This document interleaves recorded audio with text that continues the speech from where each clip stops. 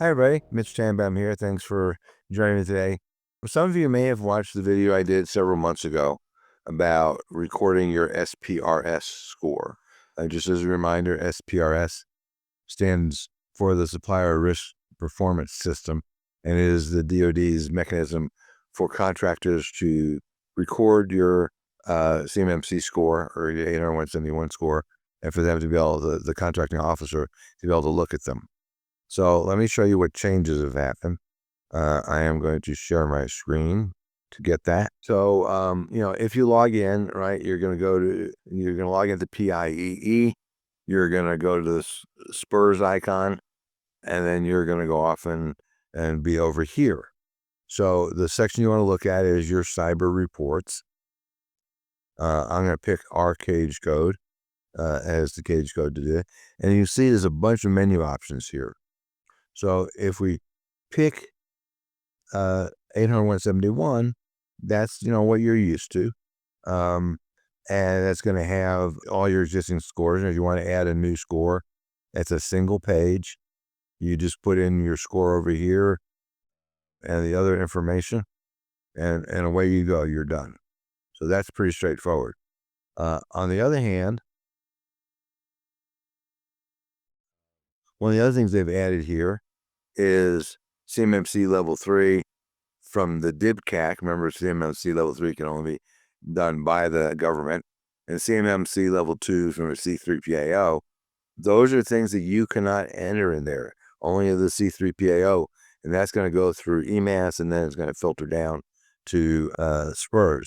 But if you want to enter a CMMC self-assessment, get rid of this one. That was a previous demonstration. So we're not sure why. I'm looking for a particular, there we go. That's the pop-up I'm looking for. It only shows up the first time, that's why. So it says, entering your CMMC score, and this is important, does not replace entering your 80171 score. So even though you may have entered your 80171 score sometime in the past, this does not replace that. So now I'm going to, this is a level 1. I'm going to get rid of that because I don't need that. Level 2. So I'm going to create a new level 2 self-assessment. Notice the next thing it says when you try to create a self-assessment, it says, if you lie about it, then you're subject to a criminal prosecution under the False Claims Act, or under, Title 18 of the U.S. Code, and then civil prosecution under the False Claims Act. So if the DOJ goes off and does a civil investigation and decides that you have lied about that, they can come back and go after you criminally. So I'm going to acknowledge that. And you can see that I have all 14 sections of the assessment right here. Right. So I'm going to try to do this quickly.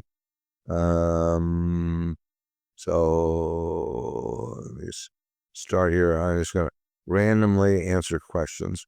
I would not recommend you do that.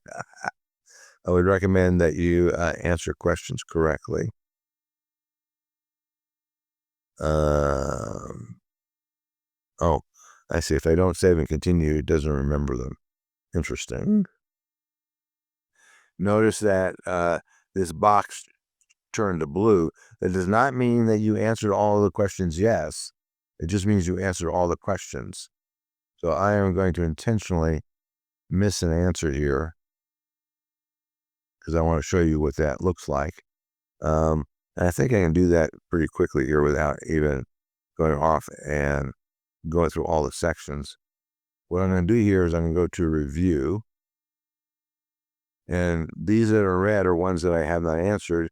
And then you can see the ones I've answered that either met or not met. And then I want to go to the next section, but it won't let me go off and do that because it says all requirements must be answered. So I'm going to go back here now and answer. Oh, that's the one I didn't answer. So I'm going to answer that one. And now remember, save and continue, otherwise it doesn't remember them.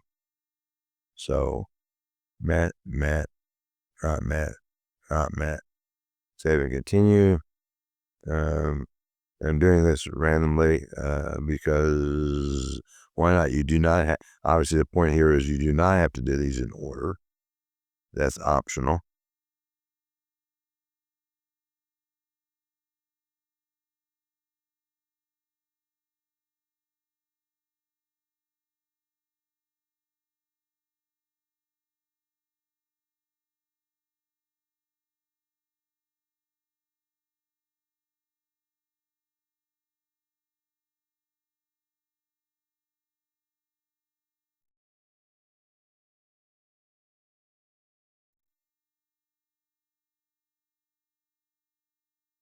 Okay. Oh, MP. Okay. Yeah, that's right.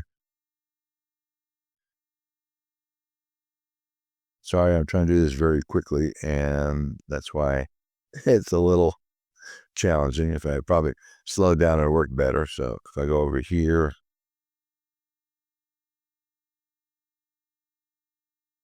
and then go over here to RA,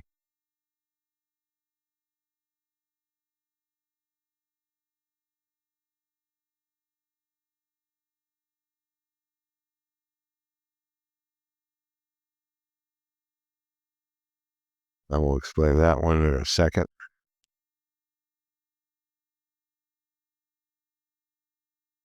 So here, there's two questions that both FIPS encryption and multi-factor authentication where you can get partial credit.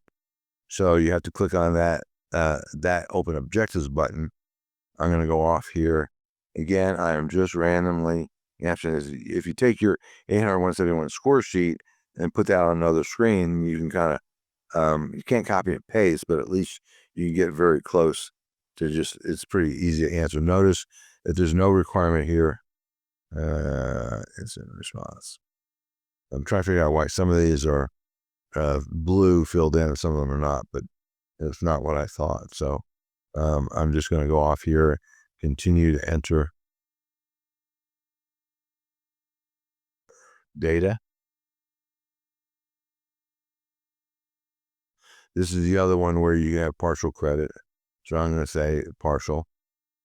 And notice when you do that down here, change that to partial, right?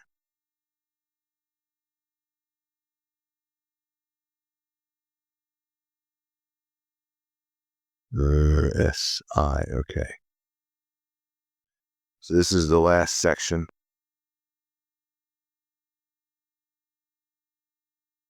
It'll take me to the review. It says everything that must be, I missed, still says that.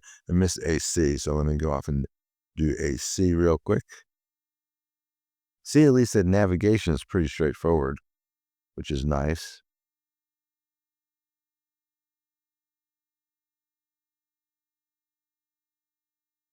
AC has a lot of questions.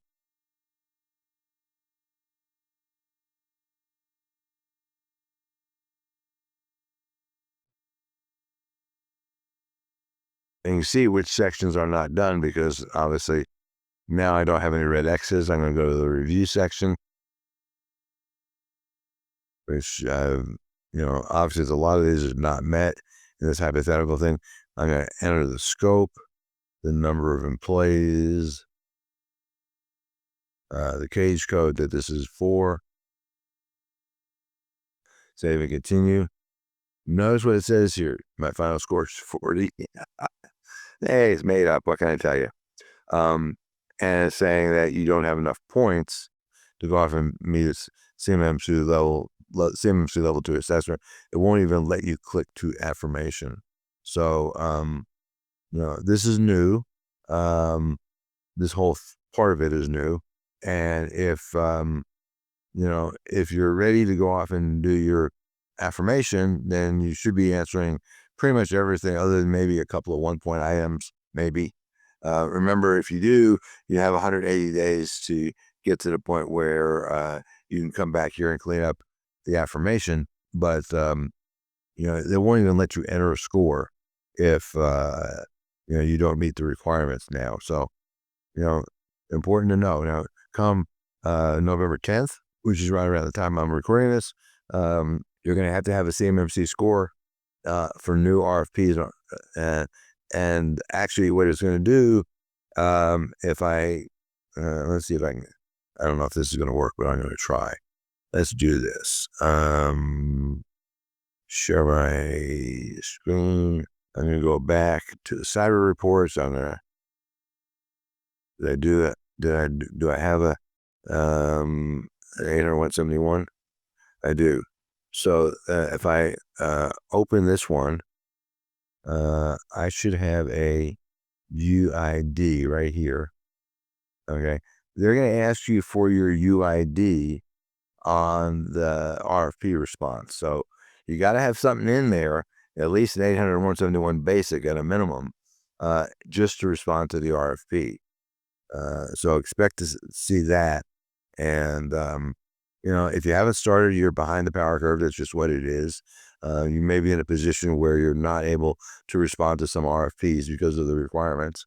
We have some fairly rapid ways to move forward. Nothing is pain-free. Nothing is zero cost or zero time. But if you want to stay in the defense contracting business, this is what you got to do. So if you need assistance, please reach out to us. The sooner the better, because you are going to miss out on opportunities after November 10th. Until next time, thanks for listening and stay safe and secure.